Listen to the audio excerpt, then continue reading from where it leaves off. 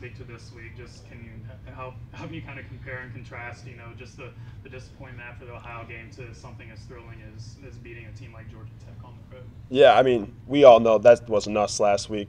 We didn't play our brand of football, and I think that was the whole thing. Like this week, Coach really pressed it. Like we're doing this for us. We got to play for ourselves, and block out all that outside noise. So I mean, the flip that we made this week is probably unbelievable. But yeah, the guys really came together and we played for each other, and I think that was the biggest thing. We just stopped listening to that outside noise and just listened to ourselves, and ended up working out pretty well. Let's just go to that catch you made. Obviously, one-handed catch in the end zone for a touchdown. Unbelievable play. Just kind of take me through that whole scenario. Obviously Connor was under pressure. He just kind of throws up a jump ball, and you were right there and make a great catch. Just kind of take me through that play a little bit. Yeah, I mean, obviously the catch is cool, but there's a lot of parts that go into it, stuff like that. Like O-line gave Connor just enough time. Connor made it unbelievable with pressure in his face, like fading away, put it up, gave it, it's backyard football at that point. So just gives me an opportunity, and that's my job. I got to go, make a play and stuff like that. So I'm just super blessed that, he trusts me enough to, throw it up there for me. I know you're listed at 6'5". You know what your wingspan is? Probably about. I think I'm the same in my height. Probably about the same thing. Yeah.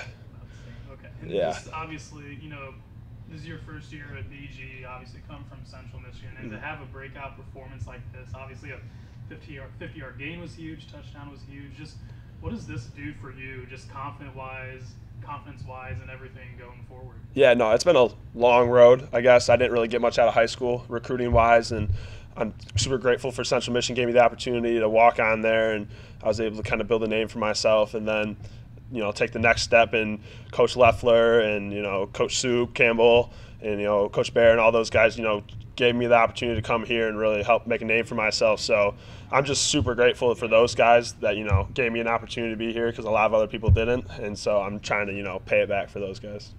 And then just going back to the touchdown catch, I mean, just when you realize that you had it, reaching back, and then you come down and control it, I mean, just at that moment, what's kind of going through your head? I mean, did you realize, like, holy cow, I just made this catch? Or just kind of take me through, the moment that you caught the ball. Yeah, no, I have one other career touchdown catch, and it's a one-handed touchdown catch against Penn State. So it was kind of funny. But, no, I mean, when you're in the moment like that, you kind of just black out. Like, you always say, like, oh, like, we're going to do this celebration or something like that. I just kind of, like, looked at, like, just kind of walked to the corner and, like, crossed my arms. I didn't even know what was going on. We saw the picture once we got in the locker room at the end of the game. And, yeah, I thought it was more, like, right here. But, yeah, it was pretty far back there. And one of your teammates, a guy like Terion Stewart, I mean, the way he runs the ball, really hard-nosed, usually the first guy and then bringing him down.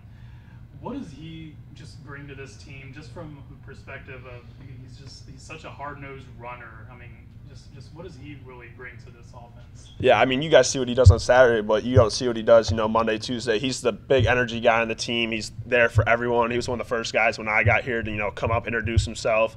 If you need anything, like, here's my number, reach out. So he's that kind of guy, you know what I mean? So we all rally around him, and when he goes, I mean, that dude's so slippery. Nobody can grab him. He's busting out tackles. Like, the momentum that shifts when he does that kind of play, helps me out, helps Connor out, helps the O-line, and then the defense gets all fired up when we make plays, right? And they come out, pick six, everything like that. So he's an unbelievable tone setter. Obviously, you guys jump back into MAC play next week, but against another really good MAC team in Miami. Just what does a win like this do for you guys confidence-wise, and how do you keep this going and not have a letdown next week? Yeah, no, we're going to have fun tonight and everything like that, but then when we come in tomorrow, we got to, focus in on the next week. I think consistency is the biggest thing that, Bowling Green struggled with in the past, and it's something that we've talked about all week. We played great against Michigan, number 2 team in the country, and then we come in against Ohio, and it just kind of falls apart, right? So I think even in the message, as soon as the game ended, Coach Leffler was like, hey, like, this is great and all and stuff like that, but we got to go do it again next week, you know what I mean? So I think the big thing is just, like, not getting too high, not getting too low. We're trying to, stay in the middle and just ride it out, keep going.